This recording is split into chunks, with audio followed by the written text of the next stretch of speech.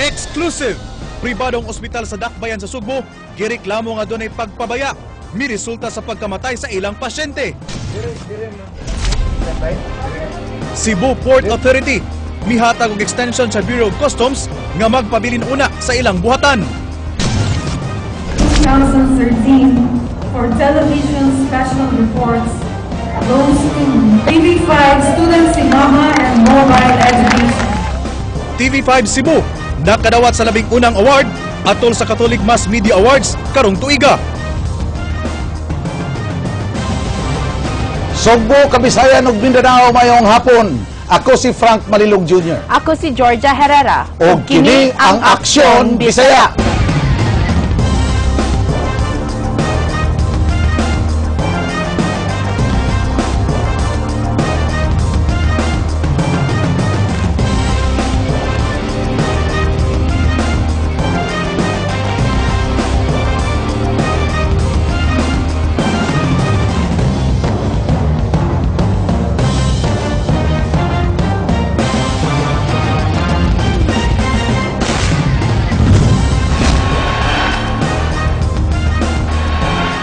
Usa ka Indian national nagpatabang sa News 5 human namatay ang iyang 4 anyos nga anak sud mismo sa ICU room sa pribadong tambalanan sa Dakbayan sa Sugbo. Gusto niyang magpa-refund siyang nabayad sa ospital nga mikabat sa dulan usa ug tunga ka bilyon ka pesos tungod sa iyang giingon nga pagpabaya sa maong tambalanan nga matud pa mo'y hinungdan sa kamatayon sa iyang anak. Gigong namatay ang anak, human mahugno ang higdaanan ini kay gilingkuran sa nurse. Ano ang eksklusibong balita ni kapatid Jinky Bargio.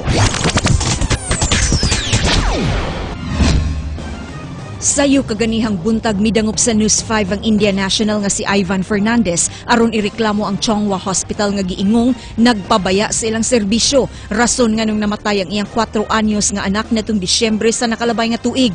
Giingong na-admit sa maong tambalanan ng iyang anak nga si Aishen Abigail sa sakit nga pneumonia o gibalhin kini sa ICU. Apan samtang naa sa ICU, nahagba ang tibukaman ini diyang gilingkuran sa nurse nga niadtong tungura nagkuha og dugo sa bata. Ang kondisyon sa bata gihulagway sa ginikanan nga luoy kaayo. I see him lying on the bed beside my daughter where there is a clear sign in the room says none rather the patient anyone is allowed to sit or lie on the bed. When we were sitting right in front of my daughter's bed, suddenly we heard a loud explosion. We saw daughter up in the air, bounce up in the air and then drop back on the bed with all the IV. Namatay ang bata apan sa death certificate na latid nga komplikado na ang sakit ni ini. Apan dili kumbinsido si Ivan. Nangayo siya og refund sa tanan ining nagasto nga 1.4 million pesos gawas sa usa ka gatos ka libo nga una na niyang nadawat gikan sa ospital. All I request Chonghua is just to return every single penny I spent. 1.5 years, me and my wife are suffering daily. Every day the thought kills us. Kaganiha gikuyugan sa News 5 si Ivan sa Chonghua. Way kamera nga gitugot sa sulod apan giatubang kami ni Dr. Joan Cosin ang pangu sa patient care. Matud sa doktor iyang ipaabot ang hangyo ni Ivan sa board ug mukontak lang sila sa News 5 sa ilang himuon nga aksyon. Ang nagbangutan nga amahan tulo ka adlaw na nga way kaon ug nanganti nga padayon siyang mag-fasting hangtod nga makuha ang refund sa hospital. From Friday I've been not eating anything and this is I want some action to be taken by Chonghua.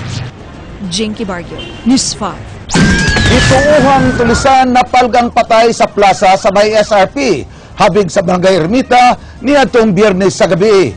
Samtang wa mailing lalaki nga gisod og garbage bag na palgan sa Trans Central Highway.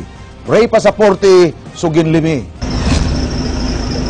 Nabulit sa samad pinusilan ang ulo ning usa ka lalaki nga nailhan lang sa pangan nga tata human gipusil sa wa mailhing tawo dinhi sa SRP Plaza ni adtong Sabado sa kadlawon.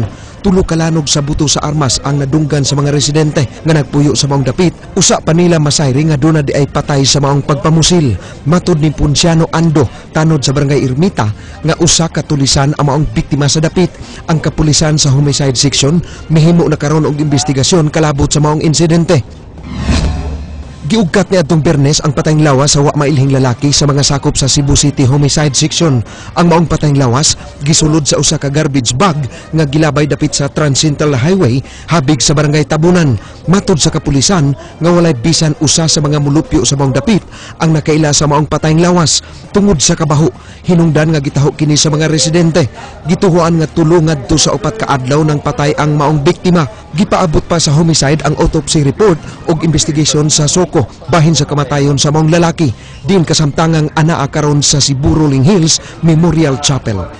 Amo pang gi-follow pa ng mga lain nga lugar, ng mga police station o naabay reported sa ilang nga missing person. Posible amo dyan po i-refer ito. Kana siya mo sila i-refer. Ray Pasaporte, News 5. 8 katawo nakuhaan og drugas atol sa gipahigayong managlahing operasyon sa kapulisan. Usa kanila suway nga nipalusot og drugas sud sa Cebu City Jail. Samtang atol sa buy-bust operation, 5 ka babaeng minor de edad naluwas sa posibleng prostitusyon sa sud sa 2 ka KTV bars nga didto mahimutang sa amihanang bahin sa lalawigan sa Sugbo. Chinky Bargyo, Sugin Limi. Gitanggong karon sa Carcel kining 4 ka tawo human masikop atol sa gipigayon nga buy-bust operation sa mga sakop sa City Intelligence Branch sa Sitio Arellano, Barangay San Roque, Dakbayan sa Sugbo nitong Biyernes sa gabii. Giila ang mga dinakpan nga sila si Teresita Buangog, kinsa giingong mo'y subject sa operasyon. Ingon man sila si Joel Lahoy-Lahoy, Romel Balbuena ug Brian Alcantara. Matod ni Police Inspector Wayne Magbanwa, Deputy Chief for Administration sa CIB, ni padayag nga nakadawat sila og tawag niya ng pagkahapon gikan sa usa ka mulupyo sa dapit kalabot sa pagpamaligya og gituuhang shabu ni Buangog. Hinungdan nga mihimo dayon sila og operasyon. Depensa pa ni Buangog nga igo lang sila nga nangumisyon alang sa iyang pamilya. Mipaygayon og buy-bust operation ng mga sakop sa Cebu Provincial Intelligence Branch sa usa ka video kay bar sa Barangay Paho, lungsod sa Daan Bantayan niadtong Biyernes. Atol sa mga operasyon, nasikop sila si Sosima Olivar, Gaze Ganyales ug Ivan Lucero, usa ka kanhing confidential agent sa kapulisan. Kapinusa ka gatos ka mga sachet sa shabu, drug paraphernalia ug usa ka 45 nga pistola ang nasakmit sa kapulisan. Giisip nga mga street drug pushers ang maong mga dinakpan. Atol sab sa maong operation, na-rescue ang pipila ka mga babaeng minor de edad nga niadtong tungura naghikutar sa mga customers. Gawas kanila ang igsoon sa barangay kapitan nga giingong pinanser sa usa ka pasugalan sa lungsod sa Midilien na sikop sab. Laing 3 ka mga batanong babay ang naluwas sab sa usa ka KTV bar sa lungsod sa San Remigio. Ka-operation out from drugs ning produce nato another offense. Nakita nato nga mas graver pa man ganit tanaw nato sa drugs kaning sa paggamit sa mga bata. Samtang wa makalusot sa mga jail guard sa Cebu City Jail kining usa ka babae human makuha og usa ka pakete sa gituuhang shabu dihang muduaw unta siyang uyuan pasada alas 2 sa hapon kagahapon. Si Mary Ann Lambo mipasangil nga dunay babae nga namalihog kaniya nga isud ang plastic nga dunay mga sinina. Nakurat na lang si J01 Rafelson Sinag dihang sa iyang pagkuot sa bulsa sa shorts milagpot ang pakete sa shabu nga nagkantidad og 300 pesos. Ang suspect gibalog na karon sa Guadalupe Police Station og gitakdang pasakahan og kasong paghupot o ginadiling drogas. Pag-ablin ako sa left side sa ihang pocket, nilagpot ng usa ka pakete. Kanang mismo sud, kani ko masud ko. Di siya palihog ko ani bi. Da ako palihog di siya, jud siya may gihigot siya. Jinky Bargyo, News 5. Nunot sa kontrobersiya kabahin sa pork barrel, 6 ka mga kongresista sa Sugbo ang gikatawong migahin og pondo ngadto sa buhatan sa Department of Social Welfare and Development Region 7. King Perez, Sugin Limi.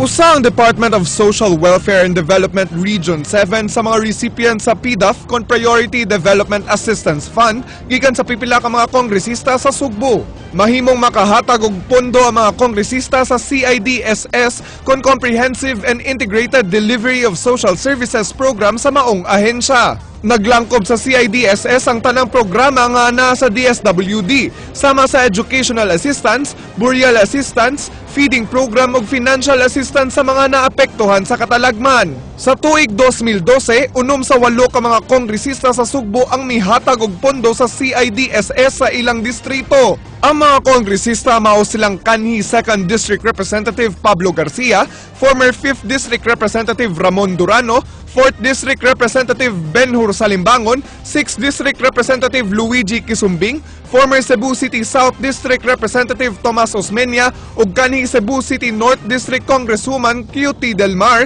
nga naguna sa labing dako ug naghatag sa CIDSS nga migahin og 25 milyones pesos. Ang katibukan nga pondo sa CIDSS ana sa kapin 58 milyones pesos. Niadtong 2011 si Delmar gihapon ang dunay labing dako og nahatag diin sa dulan 15 milyones pesos. Matod ni OIC Assistant Regional Director Dr. Nemia Antipala nga nadawat nila ang PDAF sa mga kongresista o gipatuman nila ang maong mga programa. Kanunay sab nila nga gitambagan ng mga kongresista sa paghimo daan og specific nga plano alang sa kwarta nga ilang igahin sa DSWD. Dili sab matud pa makuhag balik sa mga kongresista ang ilang gigahin nga kwarta tungod kay duna nay specific targets kini sama sa ilang mga constituents ug mga NGOs. Pwede ra, but basically, i-specify yun nila, kaya amo man yun silang advisean. Kaya di man mi ka-release sa kwarta, panalitan mo sila nga, na ako ibutang nimong 25 million, period. Musuot yun mi niya, nga, Congressman, kanang nakadawat mi aning imong notice, nga nami 25 million, pero para unsa man ni siya. Si Antipala nagkanayon nga paspas mahurot ang kwarta sa mga kongresista ubos sa ilang pagpatuman sa mga proyekto ilabi na kon atol sa mga panahon sa katalagman. Gipaninguha sa DSWD nga mahurot ang gigahinan nga mga project sa mga kongresista. Subay sa bagong memorandum sa Department of Budget and Management nga nagmandong mabalhin ang wa pa nagamit nga pondo ngadto sa National Treasury kundili magamit sud sa tuig nga gi-release kini. Hinuon mi pa siguro si Antipala nga layo sa korupsyon ug bogus NGOs ang DSWD-7 kay hugot nga gipatuman sa buhatan ang mga kinahanglanon nga requirements sa pag-release sa kwarta. It's really rather astringent our requirements. Whether it's LGU or NGO, we have very astringent requirements because we have a resident COA, we have a resident COA auditor. So we have a checklist of requirements for our partners to comply with before we can release funds to them. King Perez, News 5.